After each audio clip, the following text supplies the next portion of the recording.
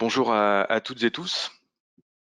Je suis Sylvain Cousin, chargé de mission, notamment en charge de la coordination du COREPS, donc au sein du pôle accompagnement de l'agence culturelle Nouvelle-Aquitaine. Bienvenue dans ce webinaire. Euh, pour positionner le sujet, quelques semaines après l'apparition du MeToo Théâtre, le ministère de la Culture a lancé, après le cinéma et la musique, un vaste plan de lutte contre les violences et le harcèlement sexiste et sexuel dans le spectacle vivant. Ce plan voit son application donc effective depuis le 1er janvier 2022, et donc nous avons souhaité, en partenariat avec la DRAC Nouvelle-Aquitaine, vous proposer ce webinaire explicatif et illustratif de ce plan. Donc nous sommes ensemble pour environ 2 heures. Mais avant de vous présenter plus en détail le déroulé et nos différents intervenants, je laisse à Thierry Sabot, directeur de l'A, le soin d'un mot d'accueil et de contextualisation. Bonjour à toutes et à tous. Oui, donc je suis Thierry Sabot, le directeur de l'A, avec Nicolas Dextrait, notre président, qui participe également à ce webinaire, et toute l'équipe de l'agence. Nous sommes très heureux de contribuer à l'organisation et à l'animation de ce webinaire. Donc, soyez toutes et tous les bienvenus. Alors pour nous, cette proposition n'est pas un coup, entre guillemets, un événement isolé. Elle s'inscrit vraiment au contraire dans un grand chantier démarré il y a plusieurs années déjà, consacré à l'égalité professionnelle entre les hommes et les femmes dans les arts et la culture. Mais plus globalement encore, je dirais qu'il s'agit d'une démarche en fait de mise en œuvre des droits culturels, c'est-à-dire un ensemble d'actions qui visent au respect des droits fondamentaux des personnes, notamment les plus précaires, les plus invisibilisées ou les plus discriminées. Donc ce chantier consiste à observer afin de connaître la réalité, se former aussi, nous nous sommes formés dans l'équipe pour mieux analyser et comprendre ce qui se joue, affirmer une volonté de lutter contre toute forme de discrimination et de violence envers les femmes ou toute autre personne ou groupe de personnes, sensibiliser les acteurs du secteur culturel sur ces sujets, on est là aujourd'hui pour cela, et puis agir concrètement pour l'égalité dans toutes ces dimensions. Alors, plus précisément, et pour ne parler que du passé très proche, en 2021, nous avons organisé des rencontres professionnelles, notamment avec l'ARACT, et réalisé un premier état des lieux régional. Alors, voilà, on ne va pas dans les 2 ou 3 chiffres que je vais vous donner juste après parler de violence, de harcèlement, mais c'est quand même important d'avoir ces quelques chiffres parce que pour la première fois à l'échelle de la Nouvelle-Aquitaine, cette étude rassemble des chiffres clés qui parlent de la place des femmes, notamment dans l'enseignement supérieur, la formation, les organigrammes des structures, l'emploi dans la culture et également avec des repères dans l'ensemble des secteurs. Donc, elle vise à objectiver les inégalités entre les hommes et les femmes et à fournir à l'ensemble des professionnels et des élus, des décideurs, un outil de connaissance et des pistes pour agir. Donc, je vous l'ai dit, je suis désolé. Voilà, ce matin, on m'a confié le rôle de donner quelques données de chiffres pour un peu savoir de quoi on parle. Donc, 3 repères généraux. En 2018, les femmes représentent en Nouvelle-Aquitaine 60% des étudiants dans l'enseignement supérieur culture. Et ce pourcentage, il est plutôt stable depuis 10 ans, 60% sont des femmes. En 2016, les femmes représentent 45% des salariés ayant une profession culturelle comme emploi principal.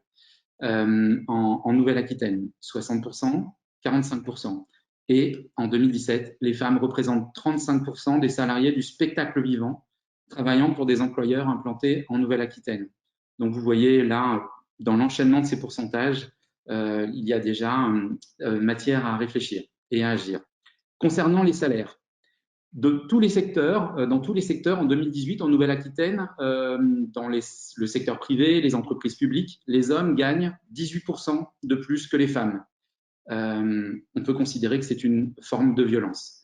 En 2016, en Nouvelle-Aquitaine, le salaire des hommes dans le spectacle vivant, et là on n'est plus dans tout le secteur confondu, on est dans le spectacle vivant, on est en moyenne supérieur de 17% à celui des femmes, 21% dans les arts visuels et 14% dans l'audiovisuel.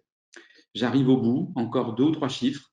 Concernant maintenant les métiers, dans le spectacle vivant, les femmes occupent 67% des emplois de l'administration, 67% des emplois d'administration, 33% des emplois artistiques et 18% des emplois techniques.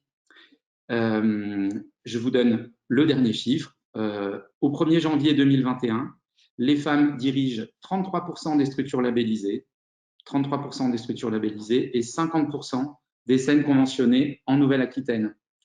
Alors, voilà quelques chiffres pour avoir un peu un tableau, un arrière-plan, pour introduire les propos de ce matin. On va venir un peu préciser les choses. Alors, évidemment, ces chiffres évoluent rapidement pour certains, beaucoup trop lentement pour d'autres. Donc voilà, ce webinaire, tout simplement, nous l'avons pensé comme un moment et un outil pratique ayant pour objet de vous informer, d'accompagner les entreprises du secteur culturel, d'une part à parfaire leurs responsabilités sociales et plus particulièrement à améliorer les conditions de travail de leurs salariés, femmes et hommes. Voilà, et donc pour ce faire, nous sommes heureux de nous associer aujourd'hui au ministère de la Culture, plus particulièrement à la DRAC Nouvelle-Aquitaine, pour nous présenter son plan de lutte. Alors, ce n'est pas le plan de la DRAC, mais bien le plan du ministère, décliné évidemment dans toutes les régions. Son plan de lutte contre les violences et le harcèlement sexuel et sexiste dans le spectacle vivant. Voilà. Merci à toutes et à tous. Je repasse la parole à Sylvain. Merci Thierry pour ce mot d'accueil. Ainsi, ce plan de lutte dans le spectacle vivant est un nouvel outil, hein, à la fois incitatif et contraignant. On va le découvrir à disposition des salariés et des entreprises pour faire disparaître à terme des situations de violence, d'injustice et d'impunité qui ne sont évidemment plus tolérables. Afin de décrypter ce plan avec vous, donc, nous avons souhaité vous proposer avec la DRAC une présentation ainsi qu'un ensemble de témoignages illustrant différentes approches, différents dispositifs d'application. Alors concernant notamment la dimension formation, mais aussi la dimension, la fameuse clause de conditionnalité des aides, et ainsi vous transmettre là aujourd'hui dans ce webinaire différentes ressources et différentes méthodes pour faire vôtre les enjeux de ce plan. Je vous présente rapidement le déroulé de ce webinaire et donc les différents intervenants qui ont répondu à notre invitation et je les en remercie sincèrement. Donc pour ouvrir ce webinaire, la parole sera laissée tout d'abord à Maëlys Descazo, donc directrice de la DRAC Nouvelle-Aquitaine.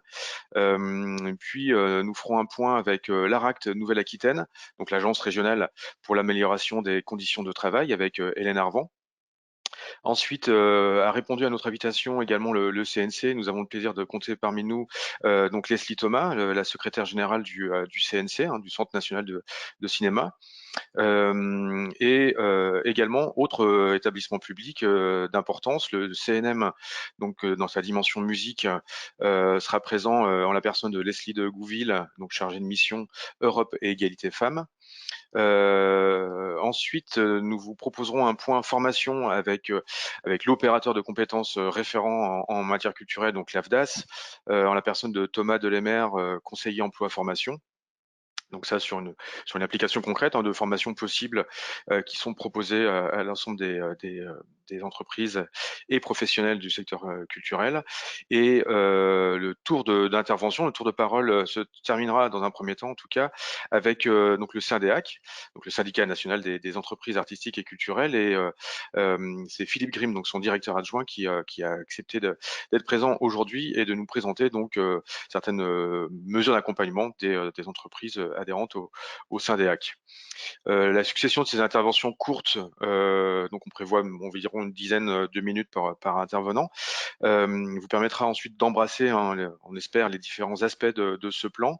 Donc ça sur une première heure, et puis ensuite dans un deuxième temps, nous laisserons place à un échange entre participants et intervenants où vous pourrez bien évidemment poser vos questions. Donc pour commencer, je remercie à nouveau Maëlys Descazo, directrice de la DRAC Nouvelle-Aquitaine, d'ouvrir le tour d'intervention. Bonjour madame, et peut-être dans un premier temps, donc je vous laisse la parole.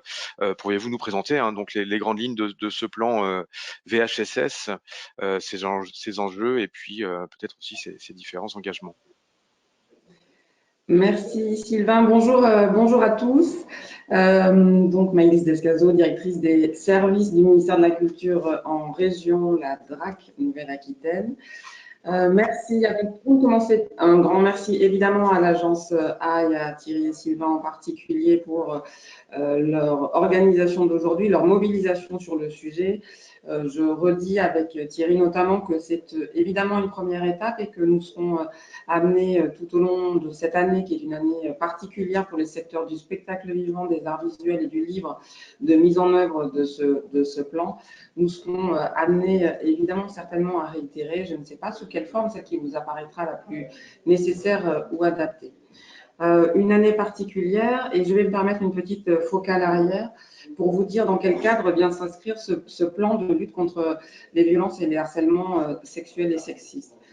On est dans une sorte, si ce n'est d'aboutissement, en tout cas de prolongement d'une démarche qui est désormais systémique au sein du ministère de la Culture, engagée depuis le milieu des années 2010, avec notamment deux moments importants que sont la loi LCAP en 2016, qui dans son article 5 pose le principe ou l'obligation pour l'ensemble des structures labellisées de mise en œuvre de procédures de recrutement qui garantissent l'égalité d'accès aux fonctions de direction, mais également qui les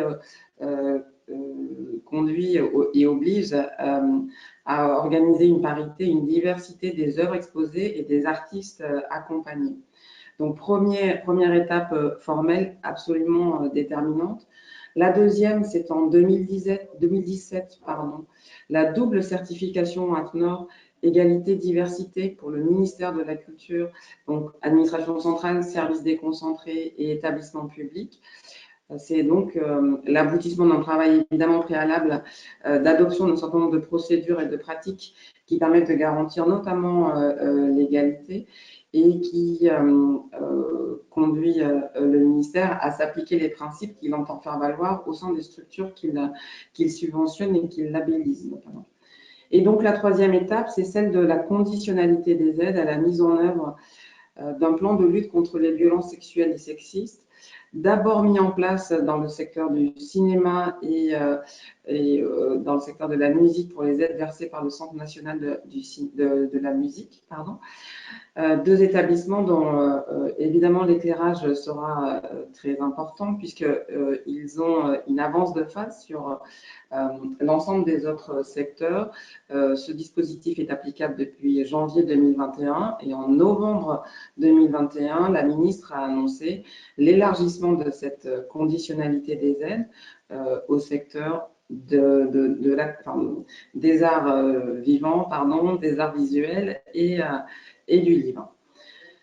Nous sommes donc dans ce processus d'élargissement, d'accompagnement de ces secteurs pour la prise en charge de cette obligation qui n'est pas nouvelle, mais qui conditionne désormais l'octroi de subventions.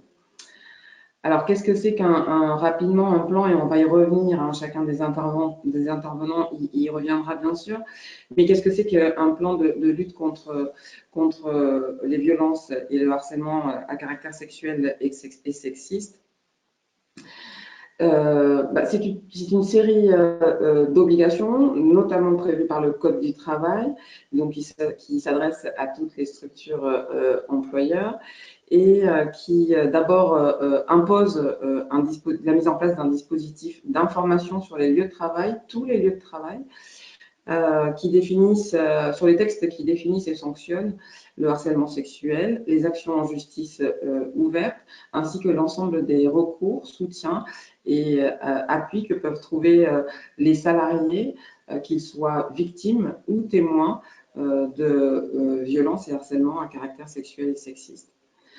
Le deuxième point est la désignation d'un référent harcèlement dans chacune de ces structures, de manière à ce qu'il y ait à la fois un endroit d'accueil des signalements éventuels, un endroit de conseil aussi sur les pratiques à adopter et un endroit de vigilance. C'est tous ces rôles-là que doit jouer le référent harcèlement.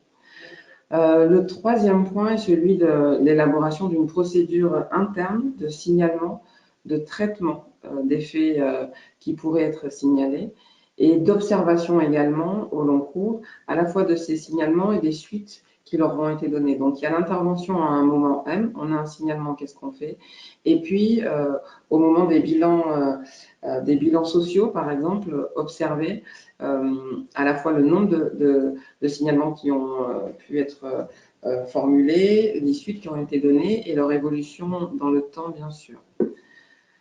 Le quatrième point, c'est la mise à disposition d'une cellule d'alerte et d'écoute qui peut d'ailleurs être mise en place en lien avec les dispositifs d'alerte qui existent, qui sont communs à tous et vers lesquels peut se tourner n'importe quel citoyen.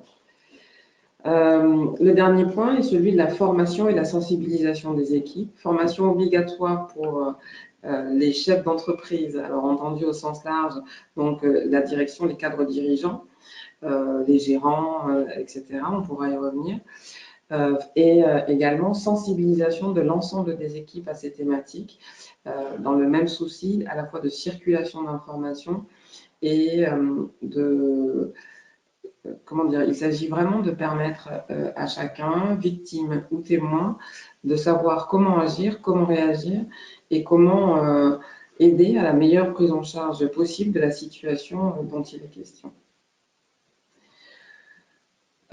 S'agissant des modalités très concrètes, parce que j'imagine que un certain nombre de questions vont porter là-dessus, cela veut dire qu'au moment des dossiers de demande d'aide, nous allons demander à chaque usager qui sollicite cette aide de certifier que l'ensemble de ces obligations sont désormais assumées. Nous allons également procéder par avenant à l'ensemble des conventions pluriannuelles qui existent, qu'elles soient en renouvellement ou pas. Nous agirons par avenant de manière à prévoir cette obligation et à bien prévoir leur prise en charge, qu'il n'y ait pas d'ambiguïté sur le fait que désormais, je le redis, les aides, enfin désormais, en 2022, on est en année de transition et de mise en œuvre pour les 3 secteurs auxquels cette obligation est élargie. Mais très vite, il n'y aura plus d'aide versée si ces obligations-là ne sont pas prises en charge de manière sérieuse et adaptée par les structures qui souhaitent bénéficier d'aide de la part du ministère de la Culture.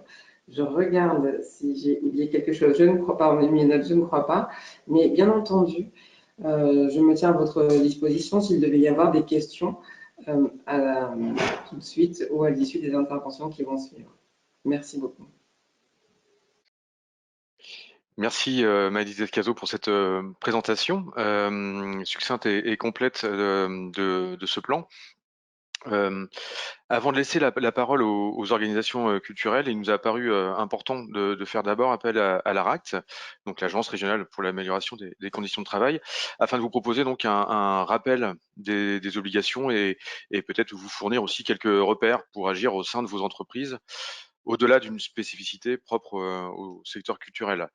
Donc je vais laisser la parole à Hélène Arvan. Je vous rappelle encore une fois à chaque participant que vous pourrez à l'issue de ces interventions poser toutes les questions voilà, qui vous viendraient.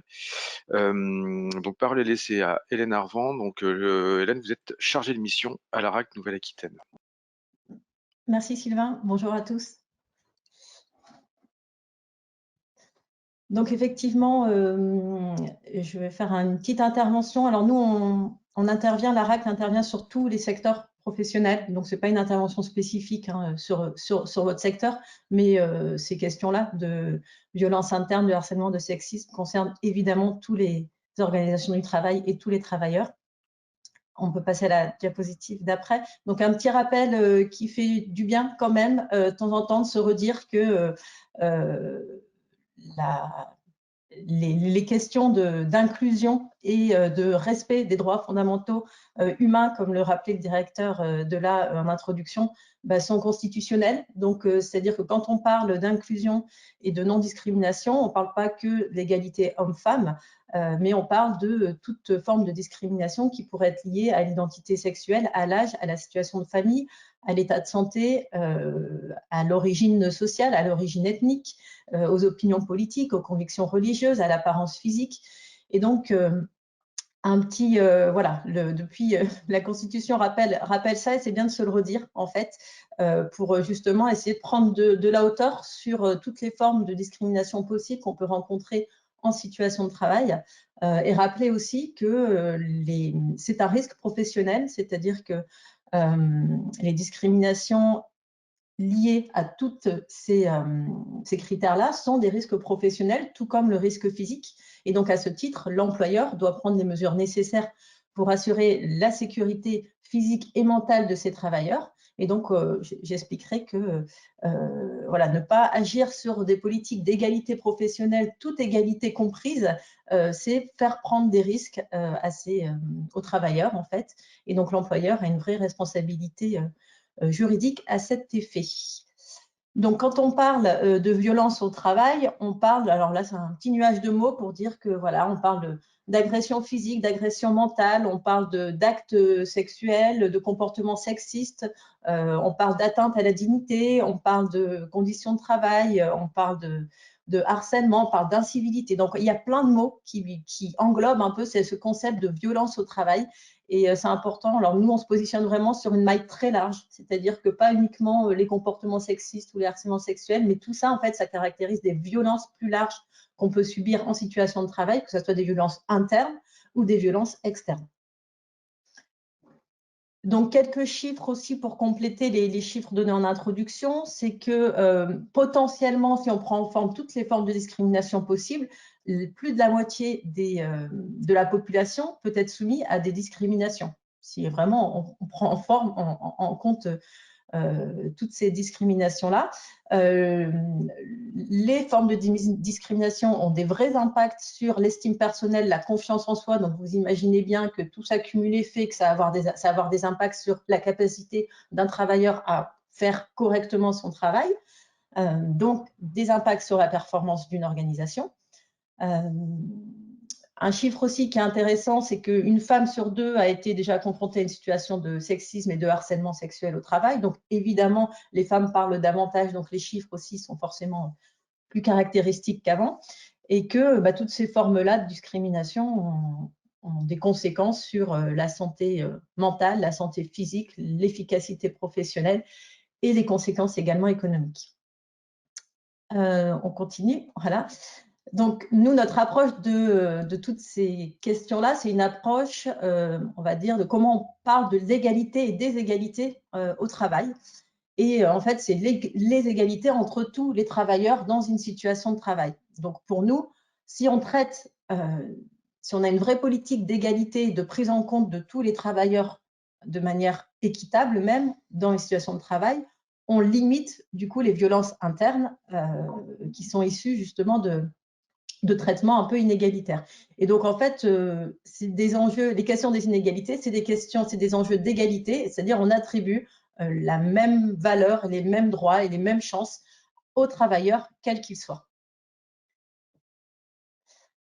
Donc, comme je l'ai déjà dit, l'inégalité se retrouve en matière de genre, de handicap, de stéréotypes générationnels, de travailleurs visibles et invisibles. On entend aussi de plus en plus parler des aidants familiaux aussi, où effectivement on a le travail dans les sphères personnelles qui de plus en plus rentre dans la sphère professionnelle et vice-versa. Donc c'est pas nouveau, c'est juste que ça a toujours été, mais maintenant on en parle de plus en plus. Et si encore une fois on ne prend pas en compte des situations individuelles de chacun dans sa vie professionnelle et dans sa vie personnelle, parce que le travail, ce n'est pas que travailler du lundi au vendredi de 8h à 18h, c'est aussi tout le travail non rémunéré qu'on peut faire par ailleurs. Et si on ne prend pas en compte tout ça, ça peut créer effectivement des sentiments d'inéquité, d'inégalité de traitement des travailleurs et donc de diminution de la performance. Donc, on remarque que de plus en plus, en fait, les inégalités au travail qui sont la source de violences internes, de plus en plus, elles ne sont pas liées à des discriminations directes parce que la loi commence justement à force les comportements et les changements de comportement, mais c'est de plus en plus des conséquences des discriminations indirectes et bien souvent inconscientes.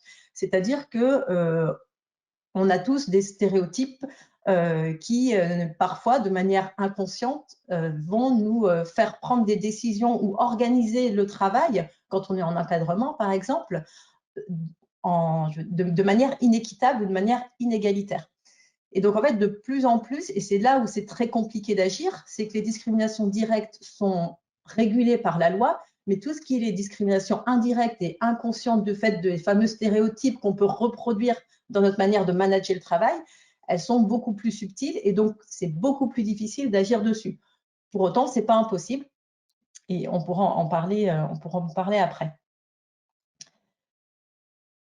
Donc, pour nous, les questions d'égalité professionnelle globalement, et là, en particulier sur les hommes et les femmes, c'est un sujet sociétal et les statistiques et les sondages le montrent parce que, on va dire que dans les besoins des travailleurs aujourd'hui, l'égalité salariale, l'égalité femmes-hommes et la prise en compte de l'âge et du handicap sont des premiers critères d'intérêt en fait des travailleurs dans l'entreprise. Donc, c'est des besoins et des demandes que les travailleurs font à leur employeur de traiter ces sujets-là comme prioritaires.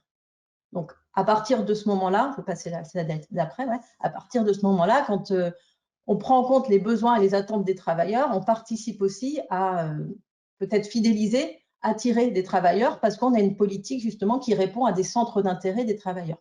Il y a des études, là c'est une étude anglo-saxonne qui a par ailleurs montré qu'avoir de la diversité dans l'entreprise, donc faire travailler des populations diverses avec des approches de différents sujets différents, permet d'augmenter la créativité et d'augmenter donc la capacité à travailler ensemble, les coopérations, la productivité et donc la performance. Alors, je parle de performance, je sais que dans le secteur culturel, ce n'est pas ce vocabulaire-là que vous utilisez, mais l'idée, c'est l'efficacité collective qui est amplifiée par la multiplicité des profils et des origines en fait des personnes et des situations individuelles. Et donc toujours pour un peu montrer les enjeux d'une politique d'égalité professionnelle et de diversité, c'est assez simple, c'est-à-dire que si effectivement chaque travailleur se sent pris en compte dans sa situation de travail, traité de manière équitable, on prend en compte également sa situation de vie aussi, et qu'il y a une sorte de coopération équitable qui se fait entre les travailleurs, le travailleur va se sentir plus fidèle, plus loyal, va rester peut-être plus longtemps dans la structure. Et donc, avec ces politiques-là d'égalité professionnelle, on agit sur les problèmes d'attractivité que peuvent rencontrer certains secteurs. Et dans vos secteurs aussi, ça peut être le cas. Et donc, on agit sur la capacité à faire du bon travail, à être bien dans son travail et donc à rester et à être performant dans son travail. Donc, en résumé, une politique de diversité, une meilleure efficacité au travail, une meilleure qualité du travail, on prévient l'usure professionnelle, on en a parlé aussi, on prévient des risques juridiques et des pénalités financières également, on améliore l'image, l'attractivité et la fidélité des salariés, et donc on améliore un peu les coopérations, le climat social et les innovations et la créativité. Donc, comme je le disais au tout début, les violences et le harcèlement sexuel et sexiste, ce sont des risques professionnels. Alors, autant le risque physique est bien intégré et de plus en plus intégré dans les secteurs, nous, qu'on accompagne, parce que, là, encore une fois, la réglementation a forcé aussi à mettre en place des actions de prévention, autant les violences internes sont moins intégrées comme des risques professionnels. Pour autant, c'est un réel risque professionnel avec une responsabilité de l'employeur. Pourquoi risque professionnel? Parce que, en fait, ce sont des risques qui sont issus de l'organisation du travail et des conditions de travail et d'emploi, en fait. Donc, ce n'est pas un risque extérieur qui vient dans le travail. C'est le travail tel qu'il est organisé, l'emploi tel qu'il est proposé, qui est susceptible de créer plus ou moins fort ces risques et ces violences internes. Donc là, je vous ai mis quelques situations un peu caractéristiques qu'on peut tous rencontrer en fait en situation de travail, dans n'importe quel secteur, où on peut se dire, OK, est-ce que c'est un risque, est-ce que ce n'est pas un risque? Parce qu'on peut tous avoir des perceptions différentes du risque ou du ressenti en fait de violence.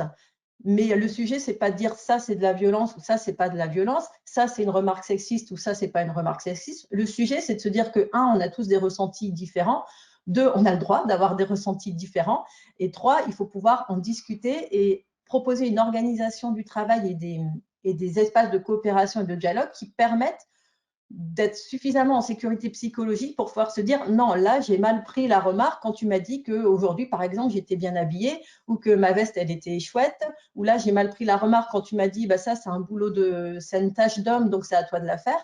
Donc quand une personne peut mal prendre une remarque, l'autre personne peut dire bah non, moi je ne l'ai pas mal prise. C'est pas le sujet de savoir qui a raison, qui a tort. Le sujet c'est de se dire est-ce que moi en tant que travailleur dans une organisation du travail, je me sens suffisamment en confiance pour dire non, là je ne suis pas d'accord, ou là je le prends mal, je n'accepte pas ce genre de remarque parce que pour moi c'est sexiste. Donc vraiment tout l'enjeu du travail dans les organisations, c'est de se dire comment on instaure un peu cette confiance psychologique, non pas pour être dans une parole de délation en permanence ou de combat en permanence, mais de se dire aujourd'hui j'ai le droit de dire je le prends mal, demain peut-être que je le prendrai bien cette remarque sexiste en fait. Peu importe, c'est pas le sujet en fait, c'est vraiment avoir confiance dans les uns et les autres pour pouvoir se le dire. Et cette confiance, elle s'essaime de par la posture aussi d'un employeur, de l'employeur, qui doit aussi montrer l'exemple. On en reparlera après.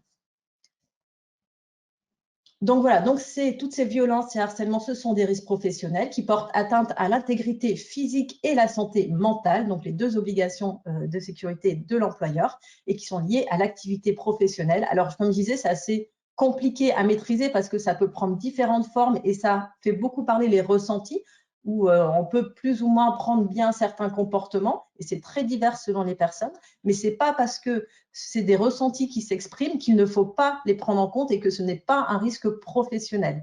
Donc, il faut vraiment distinguer l'effet en fait que ça peut, qu'un comportement plus ou moins sexiste, plus ou moins violent, plus ou moins incivil, l'effet qu'il peut procurer sur une personne, de la source de ce comportement en fait. Et donc, la responsabilité de l'employeur, ce n'est pas de dire à la personne « je vais t'apprendre à mieux gérer et à plus être susceptible quand Marc il te fera cette remarque », c'est comment ça se fait qu'à un moment, Marc, par exemple, il s'est permis de faire cette remarque, peut-être parce qu'il y en a d'autres qui font ce genre de remarques et que ça devient un petit peu la norme, en fait. Et donc, c'est sur ça que l'employeur doit pouvoir agir. Donc, au niveau de la gradation des types de violences, donc la loi, donc le Code du travail précise et définit tout ce qui est agissement sexiste, donc lié au sexe d'une personne, ayant pour effet de porter atteinte à la dignité ou de créer un environnement intimidant, hostile, dégradant, humiliant ou offensant. Donc ça, c'est dans le Code du travail. Après, on a un deuxième niveau de gradation qui est le harcèlement sexuel. Donc là, on est toujours dans le Code du travail et dans le Code pénal. Et donc là, on est sur une notion de répétition. Pour qu'il y ait harcèlement, que ce soit harcèlement moral ou sexuel, il faut qu'il y ait une notion de répétition et toujours avec un impact nocif sur la dignité et la santé de la personne, avec une volonté intentionnelle de nuire en fait à une personne. Et puis après, on a le dernier niveau, c'est l'agression sexuelle, donc là, qui est un acte isolé avec un contact physique. Et donc, les deux niveaux sont traités dans le Code du travail et dans le Code pénal. On passe à la suite. Donc là, il y a la loi en 2021 a durci, et ça, c'est important de l'avoir en tête, la notion de comportement sexiste. À partir du moment où il y a un comportement sexiste répété sur le lieu de travail, ça peut être qualifié comme harcèlement sexuel au travail. Avant, les comportements sexistes, ce n'était pas qualifié comme harcèlement, c'était comportement sexiste, plus ou moins fort selon les ressentis, selon voilà. Maintenant, à partir du moment où il y a répétition, ça peut tomber dans l'ordre de l'harcèlement sexuel. Voilà, donc là, je vous ai mis une petite échelle de graduation qui est issue d'un outil ludopédagogique qu'on propose dans notre réseau pour justement se partager en fait les représentations autour de qu'est-ce qui fait comportement non sexiste, sexisme bienveillant, sexisme masqué, hostile, jusque harcèlement et agression. Et c'est intéressant dans ce jeu-là, quand on échange à partir de ce jeu-là, de se rendre compte qu'on a tous des représentations différentes de ce qu'on met derrière tel ou tel comportement. Et que le sujet, ce n'est pas encore une fois de se mettre d'accord et de savoir qui a raison, qui a tort. Le sujet, c'est encore une fois de pouvoir se rendre compte qu'on ne prend pas tous les choses de la même manière et qu'il faut pouvoir s'en parler tout simplement. On passe à l'autre slide. Donc là, c'est juste un rappel sur le harcèlement moral, qui est pareil que le harcèlement sexuel. Donc, il faut qu'il y ait répétition et il faut qu'il y ait atteinte à la aux droits et à la dignité de la personne pour qu'il y ait qualification de harcèlement moral, et ça rentre dans le code pénal. Hop, donc, ce qu'il faut en comprendre quand on est victime de violences sexistes et sexuelles au travail ou de comportements discriminants de manière plus générale, c'est qu'il y a des études qui ont montré que la douleur sociale, ça provoque une douleur sociale en fait qui est supérieure à la douleur physique. C'est-à-dire qu'on a plus mal, plus longtemps des effets d'une violence ou d'un comportement sexiste, sexuel ou discriminant. Et ça atteint complètement l'efficacité et la représentation de soi. Et ça provoque des comportements un peu de repli, d'isolement et des modifications de comportement qui fait que forcément un travailleur qui est dans cette situation-là, il va moins bien travailler tout simplement. Donc, impact sur la capacité à faire du bon travail et l'efficacité collective. Je passe à la slide d'après. Donc là, c'est un résumé de ce que j'ai déjà dit. Donc, les différents impacts des comportements incivils d'une manière générale sur les individus, sur les collectifs, sur la santé mentale, physique et sur l'entreprise et les capacités à faire du bon travail. Je me dépêche parce que je déborde déjà. Donc, au niveau des actions de prévention, donc, la directrice de la DRECT en a déjà parlé. Donc, je vais parvenir, informer, sensibiliser, prévenir et protéger, en fait, quand une personne a subi un comportement, une violence, protéger, faire cesser les faits. On peut passer à la slide d'après. Ce qui est essentiel aussi, je le disais tout à l'heure, c'est que les employeurs doivent montrer l'exemple, doivent être intransigeants. Donc, c'est-à-dire la sanction dès qu'il y a un comportement voilà, qui n'est pas acceptable, c'est la sanction pour montrer l'exemple, afficher le portage politique. Et c'est ces choses-là en fait, qui vont permettre de faire changer au fur et à mesure les comportements. En fait. Les comportements changent grâce à la loi, grâce à l'exemple, grâce à la contrainte. C'est pas que, mais en tout cas, ça aide à faire accélérer les changements de comportement. On peut passer à la slide d'après. Et donc, comme je le disais, et là on va pouvoir terminer, c'est que c'est pas que lié à des comportements ou des représentations internes, c'est aussi lié à comment le travail est organisé en fait. Donc, il faut pouvoir se dire comment ça se fait qu'effectivement cette personne elle ressent une injustice, une inéquité, comment ça se fait que cette personne ressent une violence dans son travail. La plupart du temps, c'est quand même lié à la manière dont le travail a été organisé, dont il a été régulé. Et c'est lié en fait aux stéréotypes qu'on peut diffuser dans la manière dont on organise, on prend les décisions au travail en fait.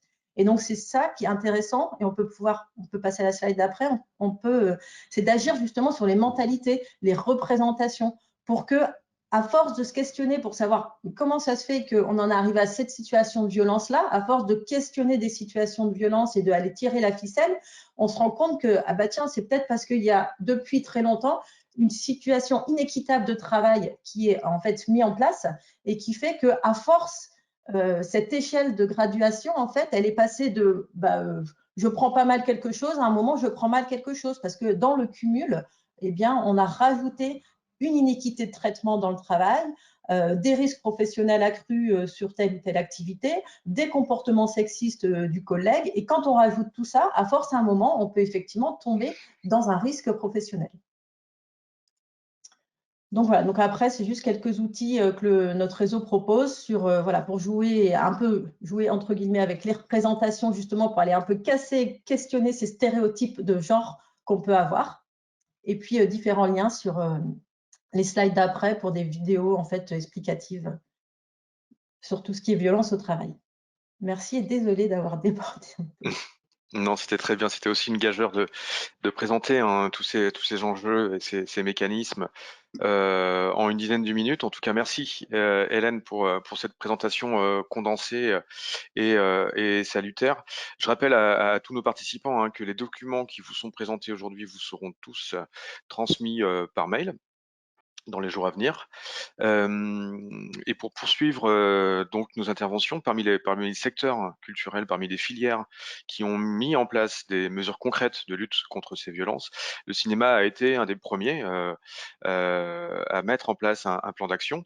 Donc pour en parler, nous avons le plaisir d'accueillir Leslie Thomas, secrétaire générale du CNC, du Centre national du cinéma et de l'image animée. Leslie, peut-être là aussi en une dizaine de minutes, pourriez-vous nous indiquer les actions du CNC dans ce domaine, voilà, vos actions d'accompagnement et à la fois aussi comment les entreprises ont reçu aussi ces mesures, notamment ces mesures contraignantes de conditionnalité des aides. Oui. Leslie. Bonjour à tous. Vous me voyez? Alors non, on vous voit pas, vous devez pouvoir actionner votre caméra. Ben, en fait, Oui, moi, c'est bon, voilà. tout à fait. Bonjour à tous. Je crois qu'il y a un support aussi qui doit être diffusé. Donc, ça me permettra d'avancer sur les contenus. Donc, moi, je voulais juste vous redonner quelques éléments de contexte pour expliquer qu'effectivement, le CNC s'est engagé dans la conditionnalité des aides, de ces aides, depuis 2019, puisque c'est Franck Riester qui en avait fait l'annonce dès 2019 lors des assises pour la parité, l'égalité et la diversité, qui avait été organisé ici au CNC avec notamment le collectif 50-50. Donc, on a mis en application cette conditionnalité des aides. Je pense que Mathilde, vous pouvez passer à la slide suivante si c'est possible. Merci. On a mis en application la conditionnalité des aides du CNC depuis le 1er janvier 2021. Donc, c'est effectif depuis plus d'un an désormais. Et pour pouvoir accompagner les porteurs de projets dans justement la mise en œuvre de cette conditionnalité et des obligations légales qui s'imposent désormais à eux, on a décidé d'opérer nous-mêmes une formation spécifique. Donc, c'est cette formation sur laquelle je vais particulièrement insister. Les obligations légales, je ne reviens pas dessus puisque Maëlys Descazaux en a parlé tout à l'heure et ça a été aussi repris dans la précédente présentation, pardon. Donc, ce qui est très important, c'est que nous, on s'est rendu compte que les professionnels du cinéma et de l'audiovisuel et du jeu vidéo, puisque ça concerne aussi tous ceux qui travaillent dans le secteur du jeu vidéo, n'avaient pas forcément une bonne connaissance, une bonne maîtrise des obligations légales qui sont fixées par le Code du travail. Ce n'est pas nous, CNC, qui les avons imposées, ce sont celles qui s'imposent à eux dans le cadre du Code du travail. Et c'est pour ça qu'on a souhaité on a repris toutes ces obligations. Je ne vais pas vous les énoncer à nouveau puisqu'elles ont déjà été indiquées tout à l'heure. On a repris toutes ces obligations et on leur explique effectivement comment les aider, comment les mettre en œuvre. Donc, ces obligations, elles vous sont rappelées là, je ne reviens pas dessus. Mais nous, le choix qui a été fait, c'est aussi d'obliger au suivi d'une formation. Donc, c'est sur la slide suivante. L'obligation de cette formation, elle nous paraissait essentielle puisqu'en fait, on souhaitait pouvoir insister sur les facteurs de risque qui sont propres à nos secteurs. Et ces facteurs de risque, ils ne sont pas spécifiques au secteur du cinéma, de l'audiovisuel et du jeu vidéo, ils sont vraiment spécifiques au spectacle vivant et au spectacle enregistré. Pourquoi? Parce qu'on se trouve confronté à des situations de précarité dans le salariat. Le statut de l'intermittence du spectacle crée des situations qui peuvent être précaires à certains moments. On est dans des secteurs d'activité où le recrutement se fait beaucoup par réseau professionnel, par cooptation. Donc ça, c'est aussi un élément qui est propre à nos activités. Ce sont des activités où on peut se retrouver en situation d'isolement professionnel parce qu'il y a des tournées, parce qu'il y a des déplacements professionnels, parce qu'il y a des tournages qui font qu'on a des débouchés et qu'on ne rentre pas chez soi régulièrement. Ce sont des secteurs d'activité où les victimes peuvent être, peuvent être réticentes en tout cas à prendre la parole parce qu'elles ont peur de préjudicier à un projet qui est collectif. Dans le cas des tournages, par exemple, on peut se retrouver dans une situation de suspension, d'arrêt d'un tournage avec des conséquences financières et artistiques qui sont majeures. Donc là aussi, on a un certain nombre d'éléments qui nous permettent de dire qu'effectivement, il y a réticence des victimes à prendre la parole. Ce sont des secteurs d'activité, mais comme d'autres, mais en tout cas, c'est un facteur qui a été très clairement identifié, où il peut y avoir brouillage entre ce qui relève de la sphère professionnelle et ce qui relève de la sphère personnelle. Donc, l'exemple typique pour le secteur du cinéma et de l'audiovisuel, c'est tout ce qui relève des fêtes de fin de tournage, mais on le sait bien, dans le cadre de tournée, dans le cadre de tournage où on est délocalisé, on ne rentre pas chez soi, il y a aussi des moments de convivialité qui sont propres et qui peuvent permettre d'avoir un brouillage de cette sphère personnel et de ses sphères professionnelles. Ce sont des secteurs d'activité où il y a des phénomènes d'emprise. D'ailleurs, la cellule d'écoute qui est opérée par Audience et qui est notamment à l'initiative des partenaires sociaux et du ministère de la Culture, prend bien en considération cet élément-là, c'est-à-dire les phénomènes d'emprise, de relations de fascination intellectuelle entre les acteurs professionnels. Et puis, c'est des situations aussi où on peut avoir un éloignement de l'employeur à des moments particuliers. Voilà. Donc ça, c'est tous les critères sur lesquels nous, on a souhaité particulièrement insister dans le cadre de la formation. Alors cette formation, elle comporte deux volets. Un volet en présentiel qui se passe ou au CNC ou en région. C'est essentiel pour nous d'avoir cette formation en présentiel parce que il y a à chacune de ces sessions, et on en est à plus de 50 aujourd'hui, des échanges entre les professionnels eux-mêmes qui permettent d'aborder la problématique à partir des situations que les uns et les autres connaissent. Et ce n'est pas un cadre simplement théorique qui est présenté, c'est vraiment en interaction avec les personnes qui sont présentes dans la salle. Le deuxième volet de la formation, c'est un volet en e-learning. C'est une plateforme sur laquelle on met l'ensemble des ressources pour les professionnels. Alors les ressources, ça va des fiches pratiques pour mener une enquête en situation de dénonciation d'un cas, mais ça peut être aussi avoir toutes les ressources, les références de la cellule d'écoute, les références des CCHSCT qui permettent là aussi d'accompagner les professionnels, les coordonnées des préventeurs santé sécurité au travail de nos secteurs. Enfin, voilà, c'est tous ces éléments-là qui sont mis à la disposition des professionnels.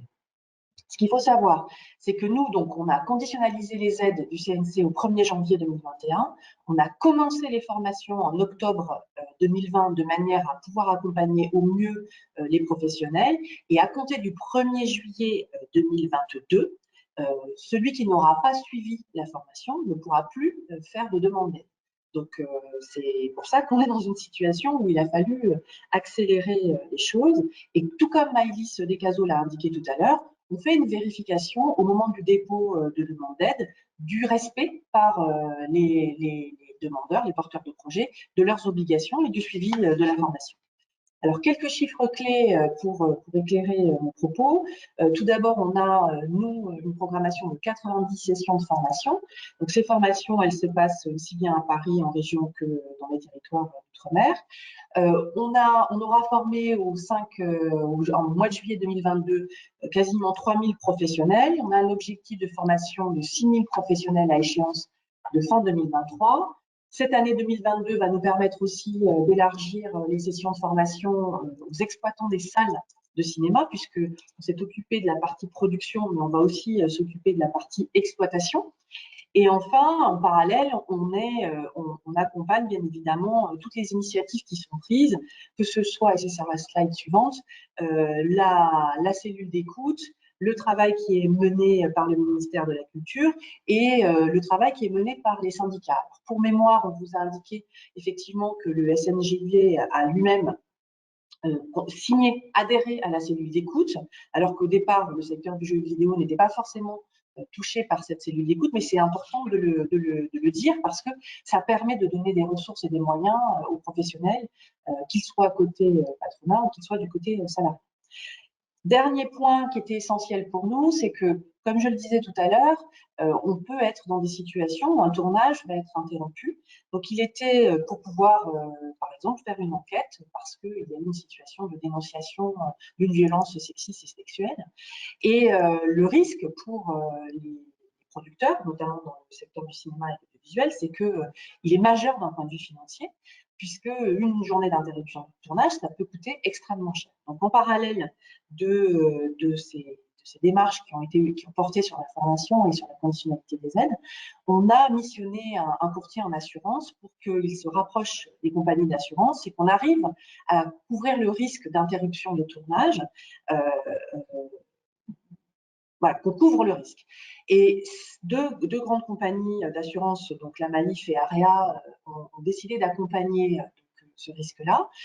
Depuis juillet 2021, la couverture assurantielle des assurances AREA et Maïf, pour les tournages, permet de couvrir le risque d'interruption pour 5 jours et pour une valeur de 500 000 €. Alors, c'est une première étape, mais ça permet quand même de rassurer aussi les producteurs face à ces obligations et de créer les conditions pour que la parole se libère.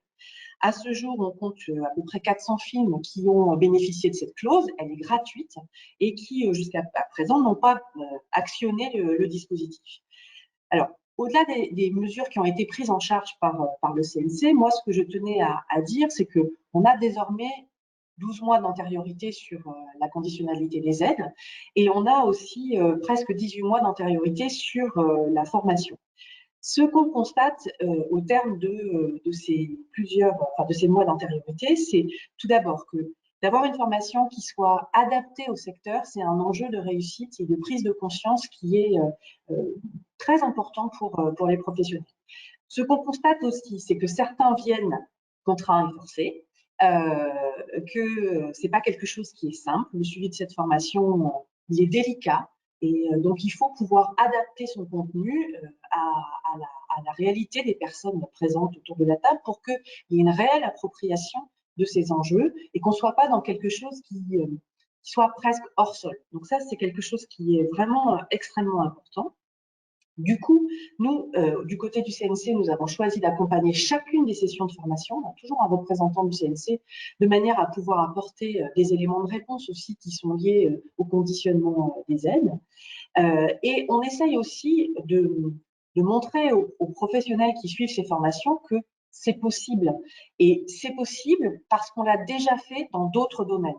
Par exemple, quand on a eu le premier confinement, au terme de ce premier confinement, il a été possible pour les producteurs de cinéma, de visuel et de jeux vidéo de reprendre leur activité, notamment les activités de tournage, parce qu'on a mis en place des moyens renforcés en matière de prévention du Covid et on a mis en place des dispositifs avec des protocoles sanitaires idoines adaptés pour que l'activité puisse reprendre. Et depuis mai 2020, l'activité de tournage, elle a pu reprendre grâce à l'ensemble de ces moyens et dispositifs qui ont été mis en œuvre. Donc, ce qu'on essaye de démontrer, et ce que j'essaye de dire à travers le parallèle qui est fait sur le Covid, c'est que mettre en place des moyens renforcés de prévention et d'action quand les situations se présentent, c'est aujourd'hui possible.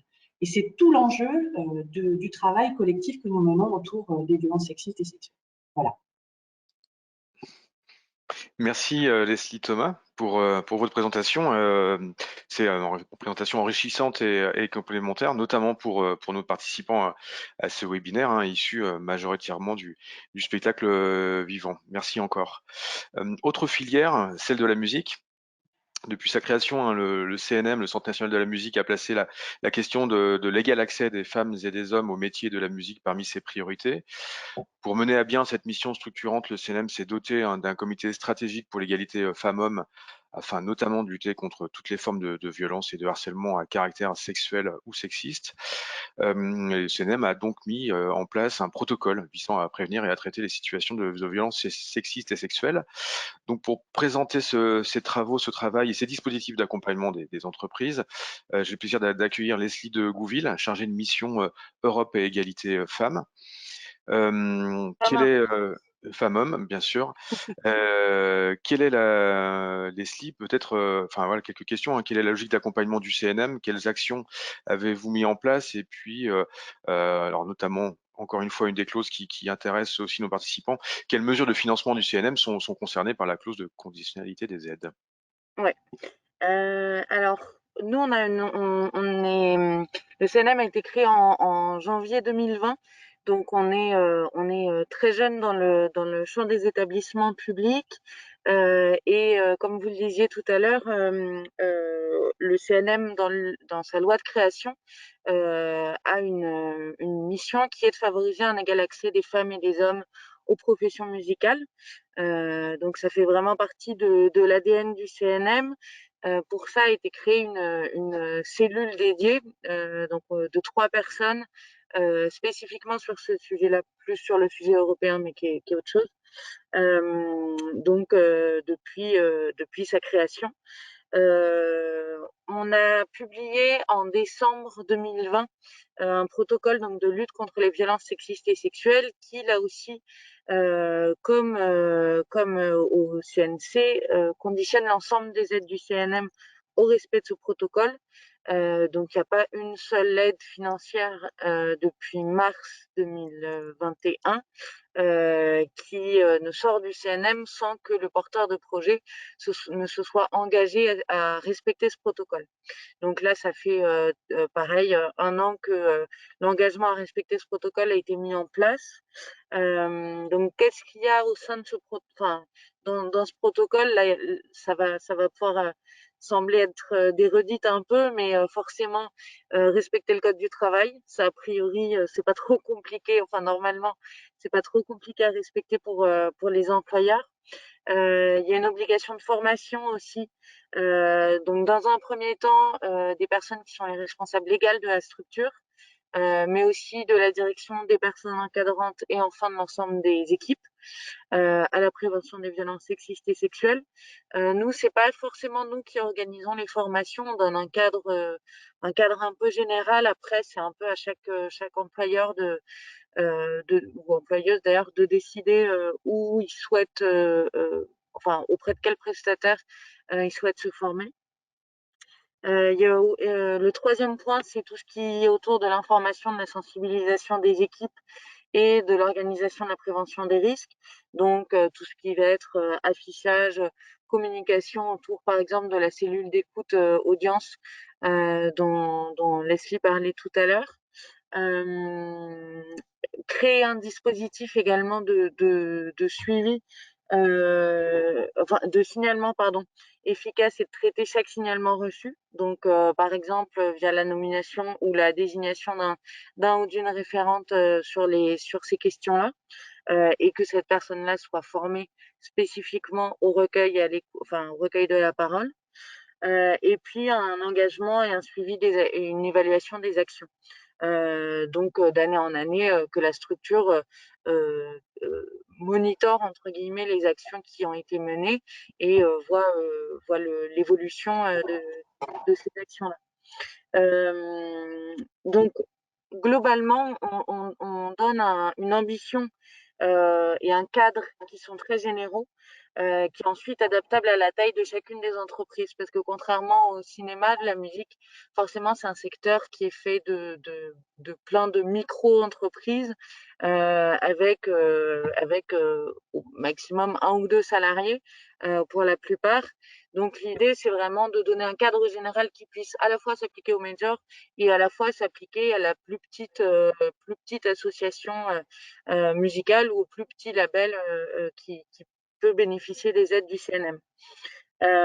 Donc là, comme ça fait 1 an que l'ensemble des structures qui bénéficient des aides du CNM se sont engagées à respecter ce protocole, on va ouvrir là dans les prochains jours une période de vérification des justificatifs, donc des justificatifs de formation. Des documents justificatifs, par exemple le descriptif du protocole de signalement en interne de la structure, le nom et le contact de la personne référente sur ces questions-là. Et puis, on va faire quelques entretiens un peu au hasard avec des structures en leur disant bon bah voilà, ça fait 1 an que vous avez mis en place le protocole, là maintenant comment ça s'est passé dans votre structure, qu'est-ce que vous avez mis en place, quelles sont les évaluations que vous avez pu faire après 1 an de mise en place de ce protocole. Pour les accompagner là-dedans, parce que mine de rien, c'est quand même notamment la formation, ça peut être assez contraignant. Et comme disait aussi Leslie tout à l'heure, il peut y avoir quelques réticences à mettre en place ces formations donc obligatoires, enfin, quasiment obligatoires enfin, en tout cas obligatoires, pardon, pour recevoir une aide de la part du CNM.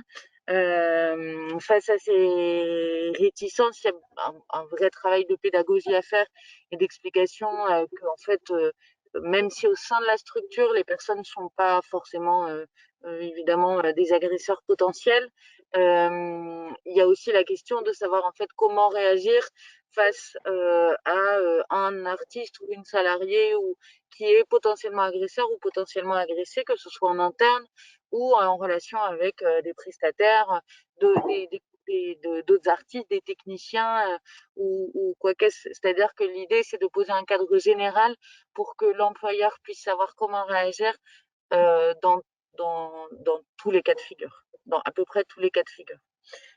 Donc pour ça, on a mis en place des webinaires de présentation de structures de formation, que ce soit enfin, surtout de prévention en milieu festif.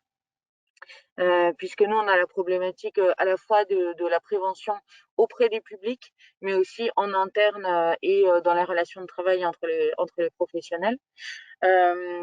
On a mis en place au début des formations en webinaire pour justement les plus petites structures, pardon, que le coût financier ne repose pas sur elles, mais à terme, l'idée c'est vraiment que les formations puissent être prises en charge par l'AFDA. C'est que comme en fait personne ne se pose la question de pourquoi les formations incendie et sécurité incendie sont obligatoires tous les 2 ans dans les entreprises de plus de 50 salariés, à terme, on ne se pose plus la question de pourquoi est-ce que c'est obligatoire d'avoir une formation sur la prévention des violences sexistes et sexuelles.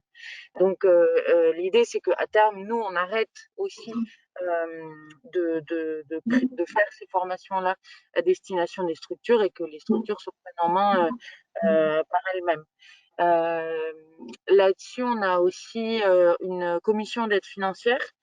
Donc, on a la partie conditionnement des aides de l'ensemble des aides du CNM, qui quand même représentait en 2020 presque plus de 170 millions d'euros. Donc ça, c'est la partie un peu le bâton. Et l'autre partie, c'est nous, au sein de notre cellule Europe et égalité femmes-hommes, on a une commission d'aide financière qui va financer des projets spécifiques à l'égalité femmes-hommes ou à la prévention des violences sexistes et sexuelles.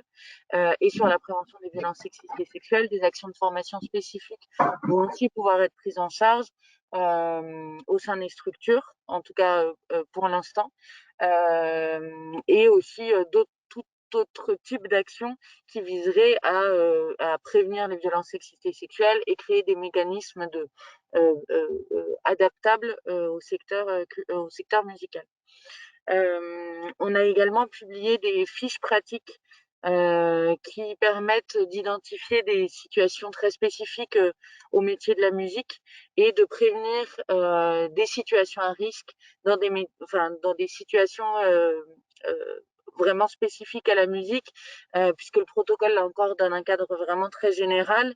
Après, il y a et ce protocole repose aussi sur la responsabilité de l'employeur.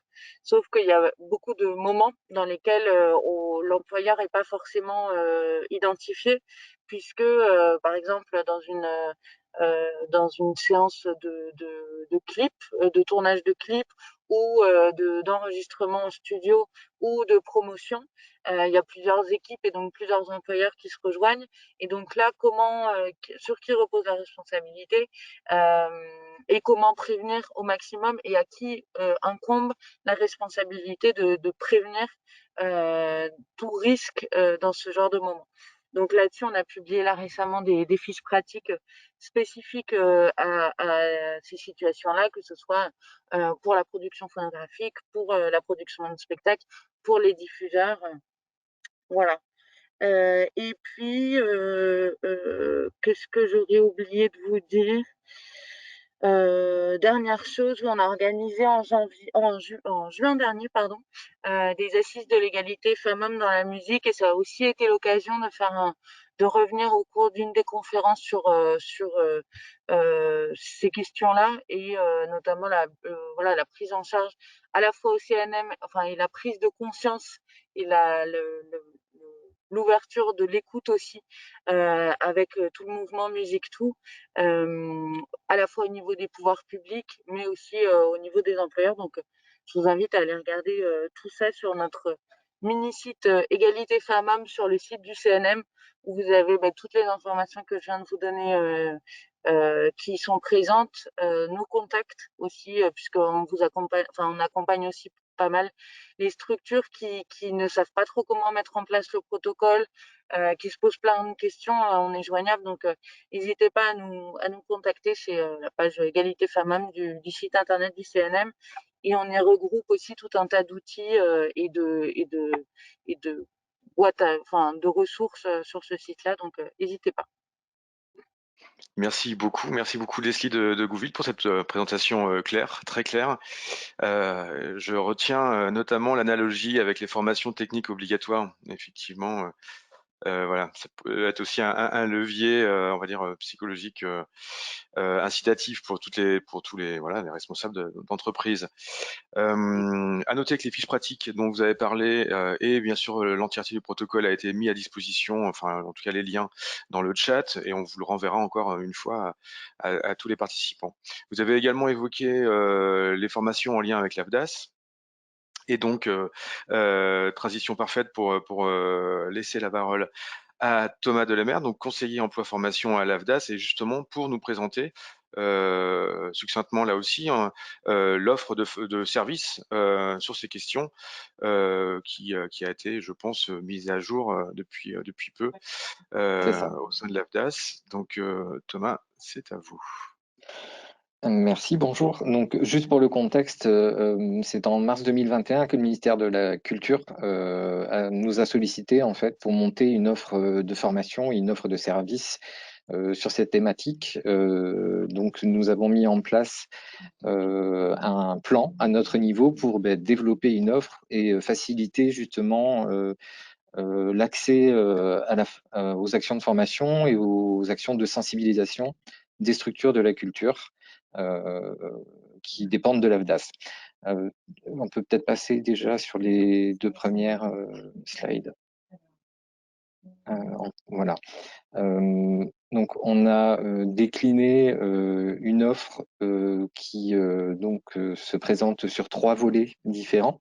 Un volet de sensibilisation, un volet formation et un volet accompagnement. Donc, sur la sensibilisation, on peut regarder rapidement sur la slide suivante. On va être plus surtout sur un accès tout public avec des vidéos juste informatives sur les grandes questions de la violence, du harcèlement sexiste et sexuel. Donc là, on est vraiment sur de l'information très générale et tout public. Et on a vraiment axé notre plan et notre offre sur les formations. Les formations qui vont être là pour comprendre et agir au niveau de la structure par des méthodes et des outils adaptés pour répondre à toutes ces problématiques-là. On va être sur une offre de formation. Alors, peut-être passer à la suivante, ça ira plus rapidement. Je pense qu'on n'a pas beaucoup de temps. Voilà, où on a décliné le plan sur 4 propositions de formation qui vont s'adresser à différents publics. Là, dans cette proposition, dans cette offre, on s'est surtout basé sur les objectifs de la formation, c'est-à-dire quelle est la problématique que vous souhaitez aborder. Et ensuite, bien évidemment, les problématiques vont varier en fonction de la responsabilité de la personne. Donc, on a une première offre qui est une formation sur une journée où les fondamentaux justement sur cette thématique vont être abordés et vont permettre à tous les salariés, à tous les collaborateurs vraiment d'avoir une idée concrète de ce qu'est justement la violence, le harcèlement sexiste et sexuel, et de pouvoir peut-être aussi donner des exemples de la vie quotidienne, puisque l'avantage aussi de cette action d'une journée, c'est qu'on est sur une formation action. Donc, des publics vont vraiment pouvoir apprendre la base de la lutte sur la violence et le harcèlement avec des exemples concrets qui leur appartiennent. Cette première journée, comme vous pouvez le voir, elle est commune à nos 4 propositions de formation, parce que elle est nécessaire justement et elle permettra à tout le monde d'avoir la même base juridique et légale sur ce qu'est réellement la VHSS. L'avantage, alors je ne vais pas vous lire le contenu des formations, je pense que vous pouvez le voir, mais ce qu'il est important de retenir sur ces 4 actions de formation, c'est que vont intervenir un référent, je vais dire, juridique et un autre intervenant sera plus avec une approche psychologique ou une approche de coaching, ce qui permettra vraiment d'aborder la problématique sur ces 2 angles-là, le juridique et le psy. Je pense que ça, c'est important à prendre en compte. Les 4 actions de formation, comme je l'ai dit pour la première, elles sont sur une forme de formation action. Donc c'est vraiment sur la base de ce que vont apporter, ce que vous allez apporter comme problématique que le travail va se faire. Donc c'est vraiment important aussi de pouvoir faire en amont, de décider, avant de décider sur quelle formation vous allez vous positionner, de faire un point, de vous positionner par rapport à vos problématiques. Donc les organismes de formation qui ont été sélectionnés par notre offre de marché répondent vraiment à ces critères-là. Ils seront en mesure d'identifier avec vous vos problématiques et de vous positionner sur le parcours ou les parcours qui vont directement vous concerner. Si on peut passer sur la slide suivante. Oui, alors ce sera la suivante encore, mais on a 10 organismes de formation en fait qui viennent de différents secteurs, qui sont en mesure de vous proposer les 4 parcours. Donc vous pouvez vous adresser qu'à un seul interlocuteur.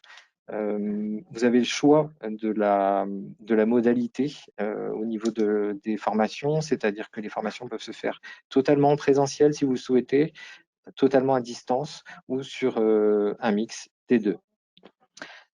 Pour revenir sur la slide précédente, là où notre action et l'intervention de la branche est importante, c'est que les financements de ces formations pourront se faire sur les fonds conventionnels et au-delà des plafonds définis par les règles de gestion du conseil d'administration pour le spectacle et l'audiovisuel.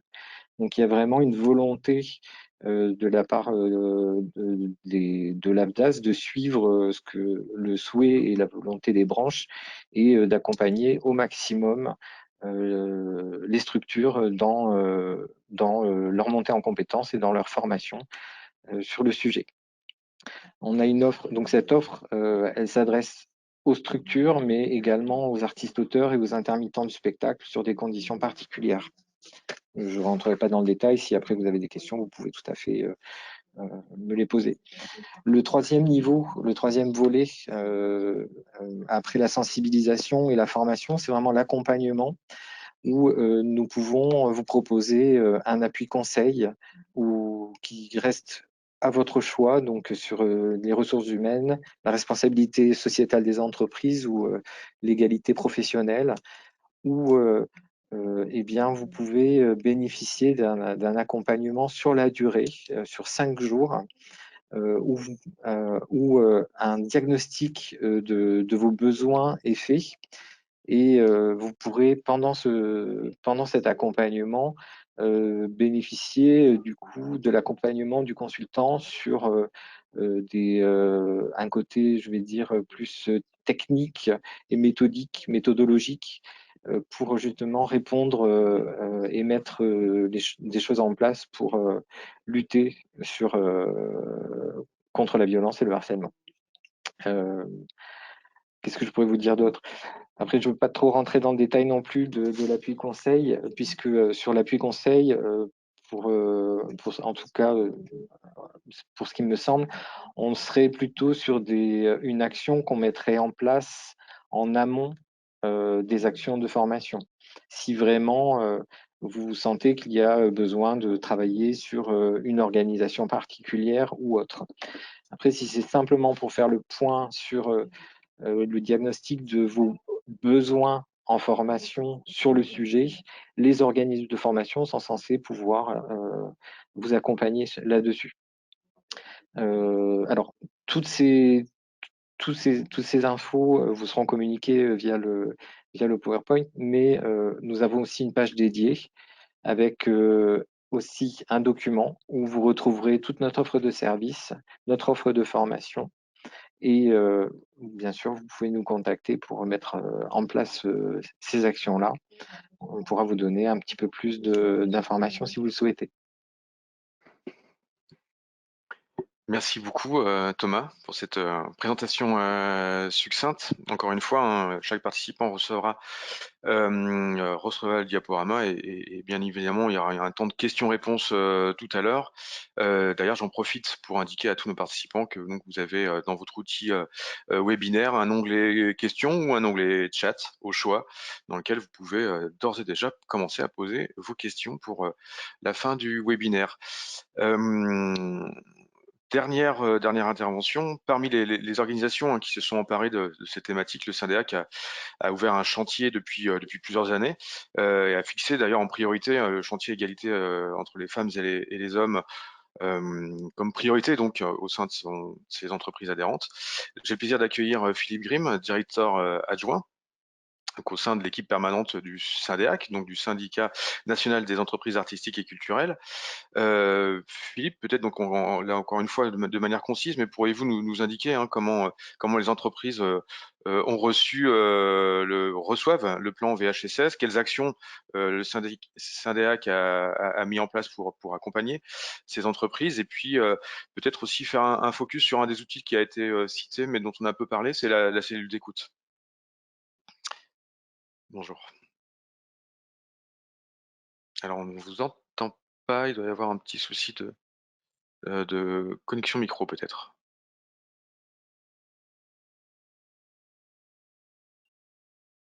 Toujours pas. Tout à l'heure, on vous entendait. Effectivement. Est-ce que vous m'entendez? Tout à fait, c'est bon. Allez-y, Voilà. merci.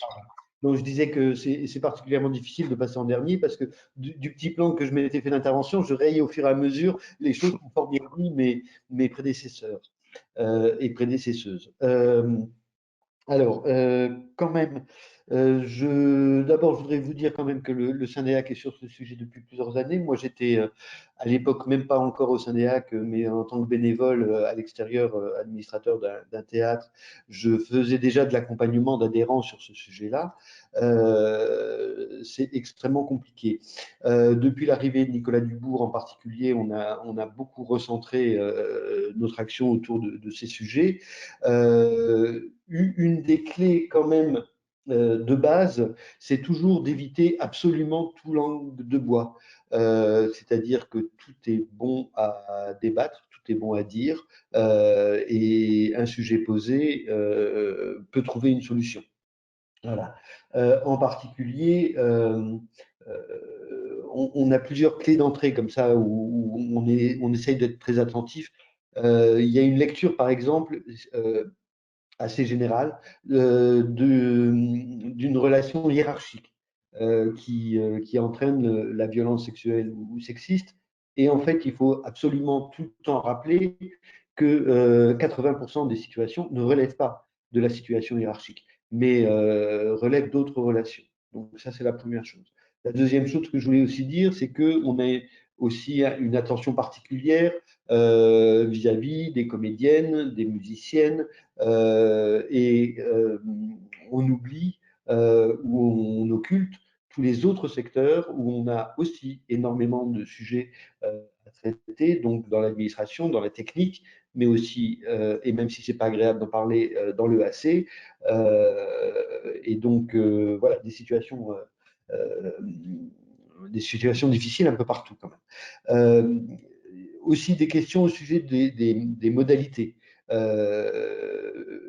Toutes les gradations existent et toutes sont inacceptables. Il faut se le redire constamment, d'une part, et d'autre part, toutes les situations entraînent des victimes différentes. Il n'y a pas que les femmes qui subissent du harcèlement. Alors c'est vrai qu'il y a ce focus actuellement sur les violences sexuelles et sexistes, mais il y en a qui sont subies par des hommes, d'une part, et d'autre part, il y a tout, effectivement, et là j'étais content de l'intervention d'Hélène tout à l'heure qui élargissait le débat, parce qu'il y a effectivement toutes les situations de autres harcèlements, donc de la diversité, le racisme bien entendu, les violences faites aux malades, faites aux gens en situation particulière, d'accompagnement de tiers par exemple, etc. Enfin, il y a toutes les situations qui donnent des violences, et dans notre secteur, elles sont extrêmement nombreuses. Alors, sur les choses qu'on a envie de mettre en place, il y a effectivement, comme tout le monde, une histoire de boîte à outils. Cette histoire de boîte à outils, on parle beaucoup quand même de la recentrer et de la partager, parce que chacun travaille sur la sienne, ça devient un peu… voilà. Donc, il y a un accord spécifique de toute façon qui est en cours de rédaction dans notre secteur. On parle beaucoup des formations. Il y a plein de choses, hein. Il y a comme ça, on s'est rendu compte que 95% des équipes artistiques n'ont pas de règlement intérieur. Or, le règlement intérieur est la première clé d'entrée pour un employeur pour dire qu'il y a une gradation des sanctions qui autorise du coup à refuser et formaliser l'accusation sur un comportement inadéquat, mais pour avoir aussi la répétition, c'est-à-dire que quelqu'un réapprendre l'avertissement, la mise à pied, l'absence de salaire pendant 10 jours, ça vous calme quelqu'un aussi. Voilà, donc réapprendre tous ces outils, c'est aussi important.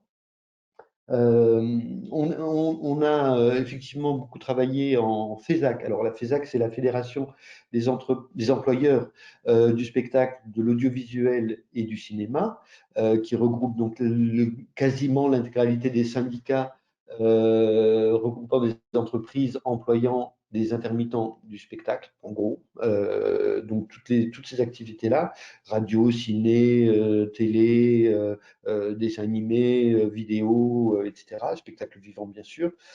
Donc en FESAC, on a beaucoup travaillé avec le ministère pour la fondation de la cellule d'écoute, qui a été élargie récemment, Leslie vous le disait, et qui a été aussi élargie aux auteurs et aux auteuses, aux auteureux. Voilà, donc cette cellule d'écoute qui fonctionne et qui est toujours perfectible. Donc, on y travaille. On a encore eu une réunion il y a 2 jours sur ce sujet-là. Vous dire que sur le chapitre des formations, quand même, vous faire un peu de pub. Le SNSP, donc le syndicat des théâtres, des scènes publiques, des scènes de ville, le SANEAC et Profedim se sont unis pour organiser des formations aux 4 coins de la France. Et que la formation qui aura lieu à Bordeaux, dans votre région, n'a que 15 participants actuellement. On n'arrête pas d'essayer de rappeler les gens. La formation a lieu le 21 avril au TNBA. Elle est ouverte donc à toutes les entreprises adhérentes du SNSP, Syndeac et Profedim. Voilà, il faut effectivement s'en emparer. Et puis vous dire un dernier point quand même sur un outil qu'on a mis en place beaucoup parce qu'on parle de violence, mais le positionnement de la diversité et de la parité et de l'égalité questionne aussi, et qu'on a des outils qui sont mis en place là pour mesurer donc la parité et la visibilité donnée tant à la diversité que aux femmes dans le spectacle vivant. Alors, en particulier, on a introduit un indicateur dont on est assez content parce que la représentativité, elle passe aussi par quelle visibilité on donne aux équipes. C'est-à-dire qu'on a introduit un critère de jauge parce que avoir autant d'hommes que de femmes dans sa programmation, c'est bien, mais reléguer systématiquement les femmes sur les petits plateaux au bout du couloir et au mois de juin, c'est pas donner de la visibilité. Voilà. Donc, il y a un moment où on a introduit ce nouveau critère parce que la jauge offerte, la capacité de visibilité offerte est importante. Voilà, on reparle beaucoup de l'égalité de salaire aussi, parce que c'est aussi une forme de violence. Et quand je parle d'égalité de salaire, je veux bien sûr surtout parler, parce que l'égalité à poste égal, c'est une évidence, mais l'égalité de salaire d'une relation publique avec un régisseur, alors que dans la convention collective, ils sont réputés au même degré, et qu'en salaire, la différence est bien plus importante que 18%, je peux vous dire. C'est un vrai sujet dans notre secteur. Voilà. Donc, voilà, j'ai un peu parlé de tout ce que je voulais aborder avec vous. Si bien entendu vous avez des questions, je suis à votre disposition.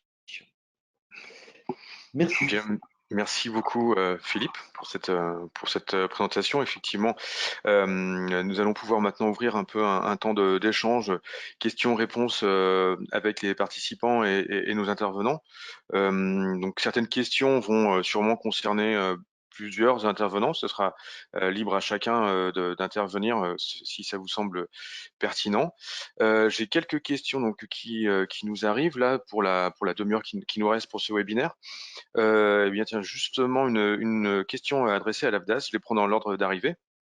Bonjour, quelles sont les modalités de financement du volet accompagnement proposé par l'AFDAS? Donc, un petit point peut-être financement. Alors, sur l'appui conseil, les appui conseils, on est sur des financements, sur des subventions régionales et sur un financement AFDAS, normalement, c'est pris en charge à 100%. On est sur les accompagnements 5 jours, on doit être à peu près à 1 200 € par jour et c'est un financement qui est pris en charge à 75% sur des fonds régionaux et le reste par l'AFDAS. Très bien. Ce qui est différent des formations propres dont on parlait tout à l'heure, les 4 parcours de formation, où là on est vraiment sur les fonds de la branche. Merci Thomas. Autre question, là je pense que c'est un rebond par rapport à votre intervention Philippe, concernant les sanctions. Vous avez évoqué la question des sanctions. La question c'est donc que peut-on faire comme sanction? Donc je traduis, quelle est la batterie un petit peu d'outils à disposition d'un employeur? Alors, dans l'accompagnement que je peux faire actuellement, c'est vrai que on se rend compte beaucoup d'entreprises dans lesquelles il y a déjà eu des choses et où l'employeur ou le référent dit mais on lui a déjà dit et il continue. Bon, je pense qu'il faut qu'on prenne l'habitude d'être beaucoup plus formel dans les choses. C'est-à-dire que, et c'est pour ça que par exemple, on revient sur l'histoire du règlement intérieur des équipes artistiques et on va leur proposer un règlement intérieur tout fait en disant bah, vous n'avez pas le temps de le faire, nous on vous le fait et voilà. Et donc à l'intérieur de ce règlement intérieur, on prévoit ces gradations. Alors, ça passe effectivement par l'avertissement oral, qui est le plus simple, mais qui, il faut bien le savoir toujours, ne laisse pas de traces et donc, du coup, n'autorise pas à souligner à quel point quelque chose devient récurrent et devient, du coup, dépasse le cadre de l'atteinte simple et devient du vrai harcèlement. Et donc, il y a aussi donc l'avertissement. Et on connaît l'utilisation qu'on peut en faire. La mise à pied, une mise à pied d'une semaine, de 10 jours, c'est pareil. Une mise à pied, ça veut dire pas de salaire. Hein. On est exclu de l'entreprise, on ne touche pas de salaire et ça reste à votre dossier. Voilà, ces gradations, bien entendu, le licenciement. Voilà. Ces gradations, elles sont importantes parce que souvent, dans les équipes artistiques ou même dans les théâtres, on a un rapport comme ça sur la durée qui s'inscrit, qui devient, on fait groupe, on fait équipe, et on n'arrive pas à passer les étapes. J'ai parfois des gens qui me disent, mais tu comprends, c'est mon collaborateur depuis 15 ans. Ben oui, mais ça suffit pas de l'engueuler et de passer directement à l'étape licenciement puisque tu n'en es pas capable. Donc, à un moment, il faut quand même commencer à marquer les choses et à dire, ça, tu ne le fais pas. Non, ça, c'est pas possible. Une fois, deux fois. Et puis, la troisième, il n'y aura pas de troisième fois. Voilà. Et ces outils, ils sont importants à mettre en place. De la même manière, je voulais juste revenir sur quelque chose qu'a dit Thomas tout à l'heure sur l'accompagnement psychologique. C'est extrêmement important parce qu'on se retrouve avec des populations qui sont très diverses. On a donc l'équipe entière, on a le référent, on a l'employeur, on a une autre population qui naît, qui est le tiers de confiance. Vous pouvez devenir la personne à qui on va parler parce que vous avez démontré une particulière sensibilité à la chose, sauf que souvent, c'est parce que vous avez vous-même subi des harcèlements et que du coup, vous allez avoir à gérer en même temps vos propres difficultés avec celles de la personne qui vous fait confiance. Et ça, c'est compliqué et ça demande aussi beaucoup d'accompagnement. Merci. Sur cette histoire peut-être de sanctions ou de règlement intérieur, en tout cas d'outils contraignants au sein d'une entreprise, est-ce qu'il y aurait une autre intervention, ou un autre point de vue d'un de nos intervenants? Alors je vais rebondir sur un autre outil dont on a parlé, c'est la cellule d'écoute, peut-être un peu plus concrètement, comment voilà, il y a, une personne qui est victime ou alors on est, témoin d'une situation, délicate dans une entreprise. Comment on utilise cette cellule d'écoute concrètement? Alors, c'est une cellule d'écoute qui est en partie qui est financée par le ministère de la Culture, qui répond principalement sur deux angles d'accompagnement et d'accompagnement juridique, mais pas que. Donc, c'est un numéro de téléphone sur lequel on essaie de communiquer le plus possible et qui est à disposition. Voilà. Très bien, donc ça prend la forme, ouais, d'un numéro de téléphone qu'on va rappeler, dans le chat. Autre question, je les prends toujours dans l'ordre d'arrivée. De nombreux directeurs de SMAC en France et en Nouvelle-Aquitaine vont partir à la retraite dans les prochaines années. Le ministère et la DRAC impliqués dans le recrutement vont-ils être vigilants à la question du genre à la tête de ces structures? Donc, qui pour répondre encore, je ne sais pas si Malice Descazo est encore parmi nous. Oui. Tout à fait, bien sûr que je suis là. Alors, ça rentre vraiment dans le cadre que je rappelais en début d'intervention, c'est-à-dire la loi LCAP et son article 5, qui, pour toutes les structures labellisées, impose notamment, pas seulement, mais impose notamment un processus de recrutement qui garantisse l'égalité d'accès au poste. Cela veut dire quoi? Cela veut dire, qu'on met en place des conditions qui permettent aux candidatures féminines, notamment, de prospérer aussi bien que les candidatures masculines. Donc, jury paritaire autant que faire se peut, shortlist paritaire et évidemment, ça tombe sous le sens, bien sûr, toutes les questions qui ont une portée ou peuvent avoir un effet discriminatoire sont à proscrire totalement. Donc, c'est déjà évidemment mis en œuvre depuis l'entrée en vigueur de la loi. Donc, ça a déjà produit des effets et notamment sur les chiffres de direction que rappelait Thierry en début de séance. Il reste encore du chemin à parcourir, mais on a vu la place que pouvaient prendre désormais ces candidatures féminines et la façon dont elles, encore une fois, pouvaient désormais prospérer, certainement plus facilement qu'hier. Donc c'est déjà mis en œuvre, mais ça impose de continuer à bien se caler avec l'ensemble des parties prenantes à ce recrutement, notamment les autres pouvoirs publics ou institutions concernées, sur le fait qu'on soit tous bien d'accord sur ces objectifs partagés d'égalité et de mixité dans les recrutements. Merci bien pour cette réponse. Autre question, là je pense que c'est une réaction aussi par rapport au regard de nos invités aujourd'hui. Comment faire dans le spectacle vivant, donc qui n'a pas de centre national dédié, pour aller encore plus loin en termes de formation, comme le CNC qui oblige à faire la formation pour avoir les aides. Donc en termes de formation et en termes de contraintes pour les structures, comment faire sans centre national? qui souhaite répondre, je sais pas. Alors, peut-être un petit mot, c'est pas le CNC qui oblige, c'est le dispositif de conditionnalité des aides et le CNC qui s'est mis finalement en appui et en accompagnement en organisant ces formations. Il y a déjà beaucoup d'initiatives qui sont prises, le Sandéac l'a dit, l'AFDAS également.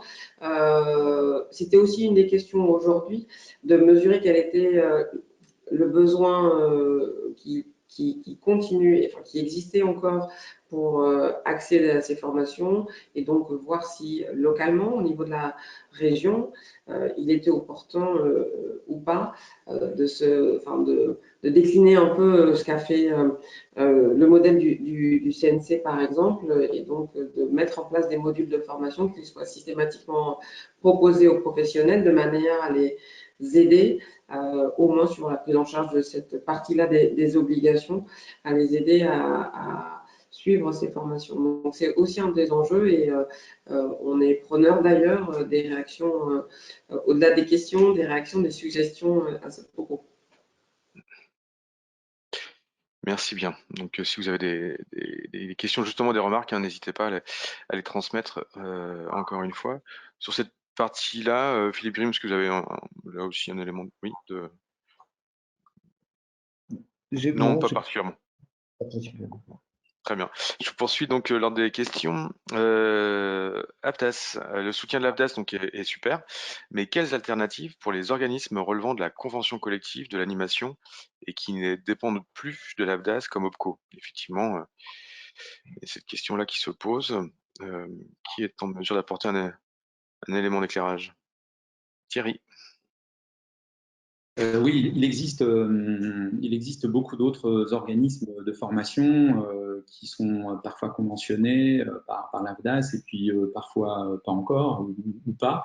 On a une place un petit peu particulière, Agence culturelle en Nouvelle-Aquitaine, puisqu'on est membre cofondateur d'un organisme de formation en coopérative qui s'appelle Confer et pour participer régulièrement aux réunions de notre coopérative, je sais que Confer prépare une offre de formation sur ces sujets pour les acteurs néo-aquitains. Donc c'est un exemple, mais il en existe d'autres organismes de formation à dimension régionale ou nationale. Merci. On le rappelle également. À côté de ça, peut-être pour... Oui, je t'en prie. Non, vas-y, Sylvain. Non, j'allais juste repréciser que le Syndeac aussi donc organise des temps de formation en avril donc au TNBA et en octobre, le 20 octobre au META à Poitiers. Thomas. Pour compléter la réponse de Thierry, les formations que propose l'AFDAS sur les prochains mois là, peuvent être accessibles pour les structures de l'animation. Donc, ils peuvent tout à fait se positionner dessus ou identifier les organismes de formation aussi, se rapprocher d'eux. Merci bien. Nous avons quelques questions toujours autour de la formation. Bon, je la pose, on verra. Est-ce qu'il existe une liste de structures de formation concernant le secteur de la musique? Peut-être pour Leslie. Oui, tout ça est sur notre. Il y a un document PDF qui s'appelle Liste non exhaustive des structures de formation, qui est disponible toujours sur notre mini-site Égalité Femmes-Hommes. Après, c'est vraiment des structures qui sont spécifiques au milieu musical et ou culturel. Donc, ça va plus être des formations à destination de lieux recevant du public ou de prévention autour du public, quoi. Ça va beaucoup tourner autour de ça. Très bien. Donc, on transmettra aussi également ce lien. Thomas, vous vouliez préciser? Simplement que nous avons un catalogue de références aussi au niveau de l'AFDAS qui recoupe certainement aussi déjà ce que propose le CNM d'organismes de formation sur la thématique musique. Voilà, et on reste là aussi pour les aider à chercher et à trouver toute autre formation dont ils pourraient avoir besoin. Très bien, merci. Et je poursuis sur la même thématique. Il me semble que Thomas, tu as apporté la réponse, mais je la pose pour être sûr. Nous cotisons à Uniformation pour nos permanents et à l'AFDAS pour nos intermittents. Peut-on faire notre formation VHSS à l'AFDAS? Peut-on faire notre formation voilà. Et peut-on faire notre formation de nos dirigeants aussi à l'AFDAS quand même? Est-ce que tout le monde peut aller à l'AFDAS en gros?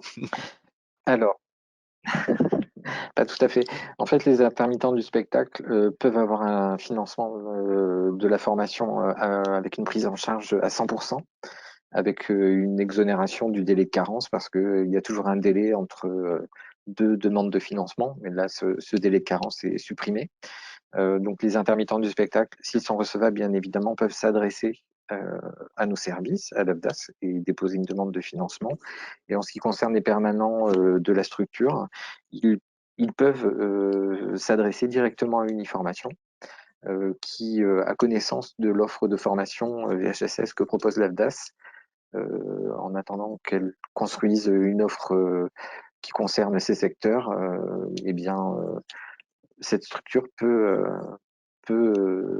comment dire, se raccrocher à ces sessions de formation-là, mais en bénéficiant d'un financement d'Uniformation. Très bien, merci. Donc on surveillera effectivement l'offre de service d'Uniformation et on vous la transmettra également dans le package des ressources à l'issue de ce webinaire. Autre question, toujours formation. Les formations proposées permettent-elles d'avoir les clés pour faire face au déni de l'agresseur lors de l'entretien effectué après le signalement?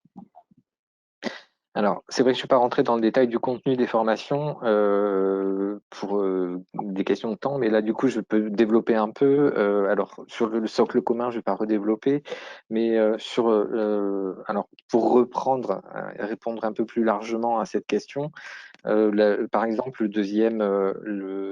deuxième parcours va s'adresser à l'encadrant, à la posture qu'il doit avoir face à cette situation-là et comment il peut déployer une action de prévention dans sa structure.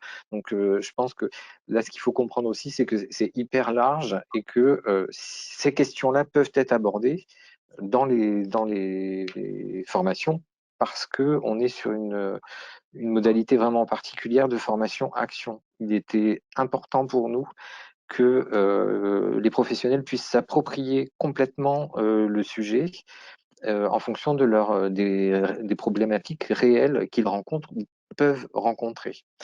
Donc, je vais répondre oui de manière générale à cette question-là, sachant que on va avoir de toute façon aussi, au-delà de cette question de posture, la mise en place d'un plan d'action donc au sein de la structure. Donc s'il y a du déni si l'encadrant fait face à un déni, face à une accusation ou autre, une plainte, je pense que des méthodes existent et elles peuvent être abordées sur l'ensemble de ces parcours-là. Je ne sais pas si j'ai répondu ou pas, mais Si, ça me semble assez clair. Philippe Grimm pour le Syndac, vous vouliez aussi répondre? Je disais tout à l'heure qu'il faut vraiment qu'on se garde de toute langue de bois sur le sujet, et c'est pour ça que je vais être un peu plus clash.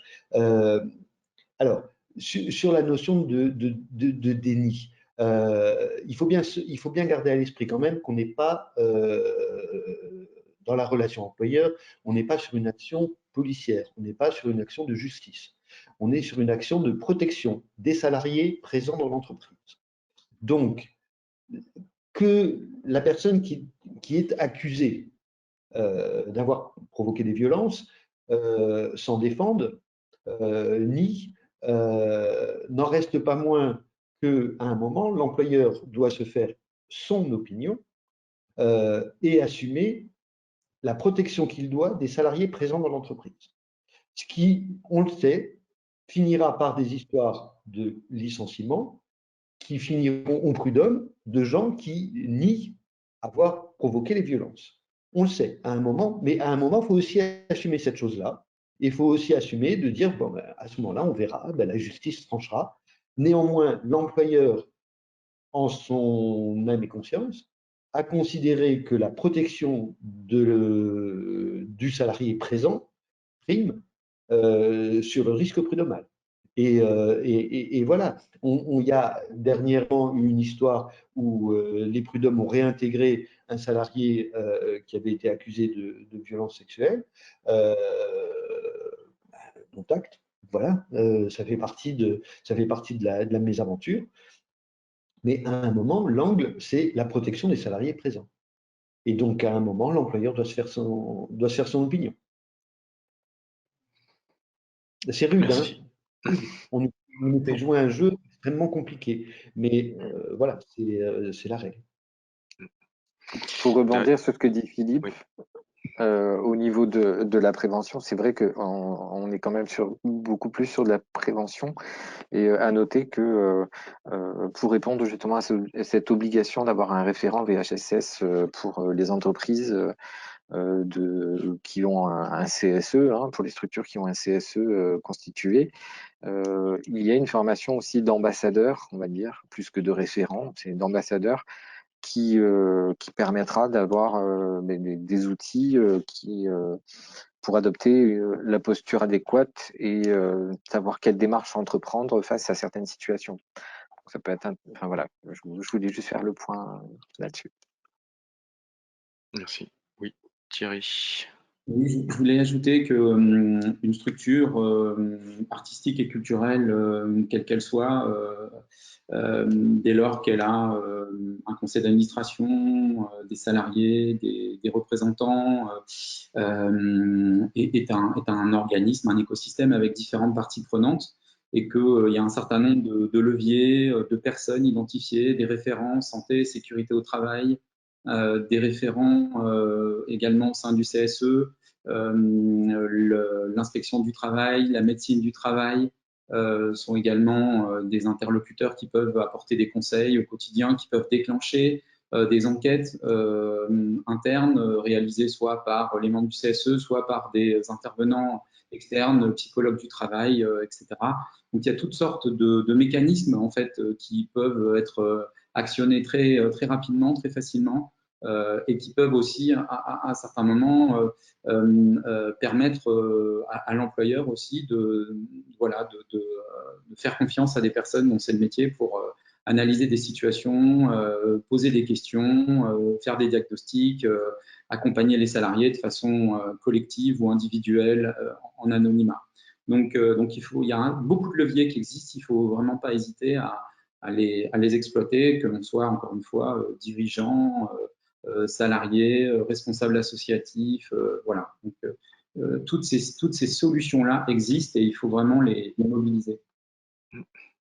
Après, Merci il y a Thierry. Oui. dans les formations dont on a peu parlé, c'est comment, malheureusement, on est obligé de rappeler aux gens ce que c'est qu'être témoin. Très franchement, moi j'en ai marre d'entendre des gens qui me disent j'ai vu mais je témoignerai pas. À un moment, il faut se poser en tant que citoyen à cet endroit-là, donc re-questionner la fonction du témoin. Et la deuxième chose dont je voulais parler, c'est la formation de la globalité de l'équipe dont parlait Thomas tout à l'heure, parce qu'à un moment, il y a aussi tout ce qu'on génère en non-dit, c'est-à-dire, par exemple, des situations de camaraderie très saines, mais qui du coup autorisent le dérapage. Et donc, est-ce que c'est l'endroit de ce genre de situation au travail et se re-questionner comme ça sur son fonctionnement en tant qu'équipe et de ce qu'on instaure comme relation est primordial en ce moment, je crois. Merci Philippe pour ces précisions. Je vais, au regard de l'heure, clore le tour d'échange, en tout cas sur les questions-réponses. On vous apportera à ceux qui n'ont pas eu de réponse les éléments à l'issue de ce webinaire.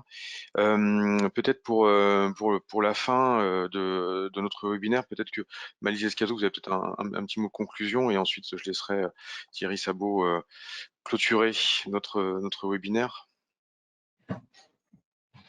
Non, si ce n'est vous remercier à nouveau au sein de l'agence pour l'organisation impeccable de ce webinaire. Merci évidemment l'ensemble des intervenants. On a vu à quel point les informations étaient précises, denses, complémentaires les unes des autres. Donc, ça fait beaucoup de choses à digérer. Redire que voilà, on est aussi prêt à imaginer les suites utiles qui doivent être données à ce temps qui est un premier moment d'échange pour la mise en œuvre de ce plan et que là encore, je le redis, les suggestions, demandes et attentes formulées sont les bienvenues. Voilà, mais un grand merci à tout le monde. Merci à vous. Effectivement, merci à tous les intervenants. Et peut-être Thierry, oui, un petit mot de conclusion également en tant que directeur de l'agence. Nous n'avons pas ton micro. Excusez-moi. Je confirme ce que vient de dire Maïs Descazaux, c'est-à-dire que ce webinaire, c'est une étape dans un processus que là, mais je crois, enfin, c'est pas que je crois, c'est que je vois bien ce matin que nous continuerons tous à prendre une part active dans la résolution des violences faites aux femmes dans le cadre professionnel, qu'on appelle de nos voeux peut-être une convergence plus grande de tous ces efforts, parce qu'il me semble que c'est la seule solution pour atteindre des résultats probants. Et en tout cas, la pluralité et la pertinence des paroles du jour et des initiatives portées par les uns et les autres illustrent cette dynamique en cours. Donc voilà, il faut la poursuivre ensemble. En tout cas, soyez assurés que là, toute son équipe s'engage à poursuivre son engagement en travaillant la question de la formation et plus précisément également dans le cadre de nos 3 grands piliers d'action, l'observation, la ressource et l'accompagnement, et que ce sujet continuera à être également au centre des échanges que nous pouvons avoir dans le cadre de l'animation du dialogue social avec le COREPS, dont Sylvain, qui je redonne la parole, est l'animateur en Nouvelle-Aquitaine. Effectivement, merci Thierry. Oui, merci à chacun et chacune, participants, intervenants et voilà, donc vous allez recevoir pour tous les participants un document récapitulatif de l'ensemble des ressources présentées dans ce webinaire. L'enregistrement de ce webinaire sera très bientôt disponible sur la chaîne vidéo de l'agence. Je vous signale aussi que l'agence organise toute une série de rencontres professionnelles, d'ateliers et de formations. La prochaine date, c'est le 1er avril notamment à Limoges, avec 2 ateliers juridiques en collaboration avec Arsena. Un concernant les contrats de diffusion de spectacles, donc le matin, et l'après-midi, préparer sa venue dans un festival. Donc n'hésitez pas à regarder sur le site de ces différents rendez-vous. Donc je le rappelle pour celui-ci, un 1er avril à Limoges. Et d'ici là, je vous souhaite une bonne fin de journée. Merci encore à toutes et tous pour vos contributions et bien sûr, nous nous tenons à votre disposition pour toute remarque ou concernant notamment ce webinaire. Bonne journée, au revoir.